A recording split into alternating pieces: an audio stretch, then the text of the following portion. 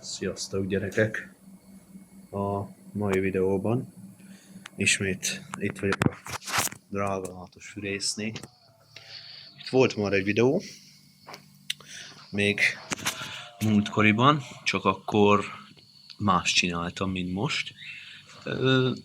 Lett volna videó, csak hát én mindig itt fűrésznél voltam, és ugyanazokat a kis csöveket csináltam, amiket bemutattam nektek, ugye? És ugye gondoltam, kinézegetné, azt érted?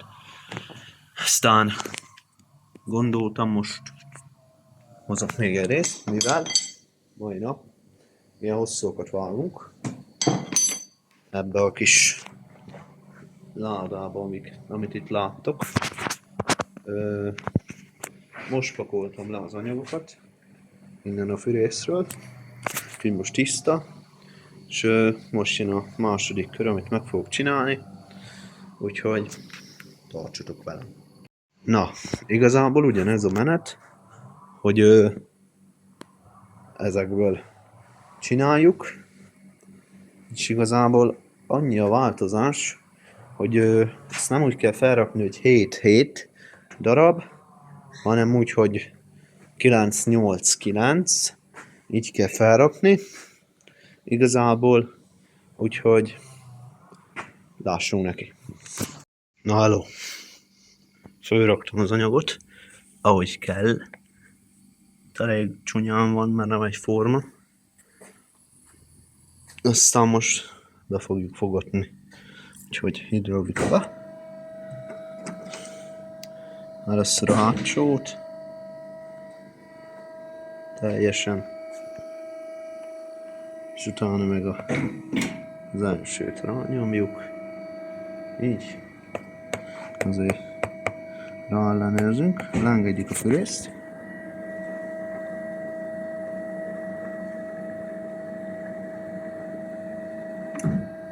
Oké.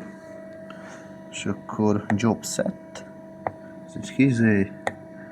Ez. Utána még egyszer benyomjuk. Ez. Ezért gépi előtolás. És akkor zöld gomb. És akkor el is indult a gép.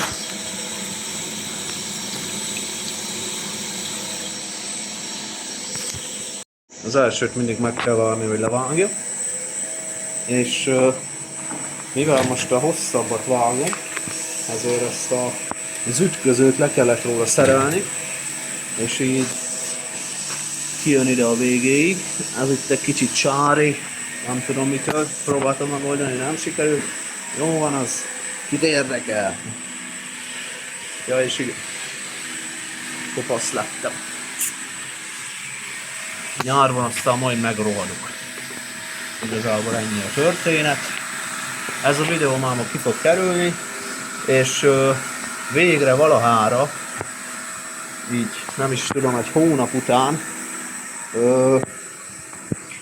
lesz új videó a Bakony Hunting csatornán, mivel eddig azért nem volt igazából, mert ugye jönnöm kellett a munkába, meg ugye azért nem tudtam videózni sem, mert állandóan hazaértem, aztán már este volt, vagy délelőttös voltam, akkor délután meg volt program, meg délután kevés időnk van, úgyhogy úgy gondoltuk, hogy holnap rendeken fogunk forgatni, ennyit fogok elárulni, többet nem,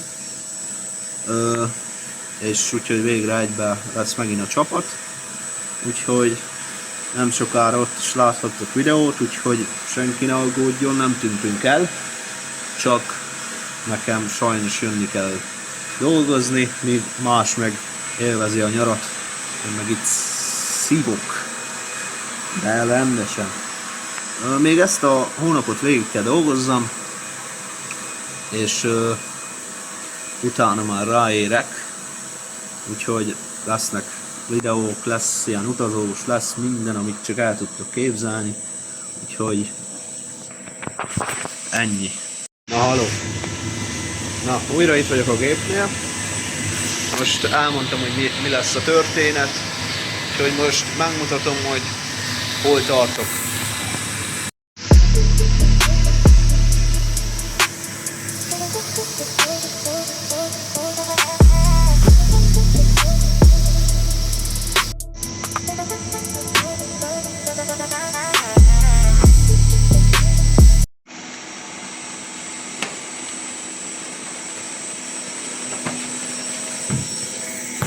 Nagyon sokat kivett magából a gép, úgyhogy hamar le kell szedjem, mert le fog esni.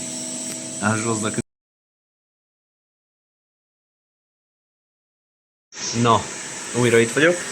Leszedtem a veszélyes anyagokat, amik lehullottak volna. Még egy valamit meg tudok nektek mutatni, mert igazából ugyanaz, mint az előző, csak lesz hosszú. Úgyhogy megmutatom, hogy miért mérjük le az ilyeneket. Úgyhogy fogok is egy kész anyagot, és ide lehet támasztani a kamerát. Na, kell nekünk egy mérőszalag, és 400, no.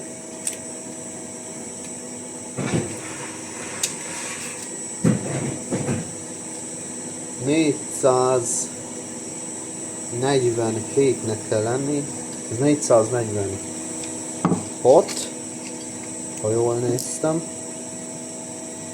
igen, és plusz-minusz 2 mm eltérés lehet, úgyhogy ennyi egy mérés igazából, meg amit szoktunk csinálni, az ugye a flexelés. Ezt meg tudjátok, hogy mi van. Én ezt már múltkor bemutattam. És igazából ennyi. Úgyhogy dolgozunk tovább, és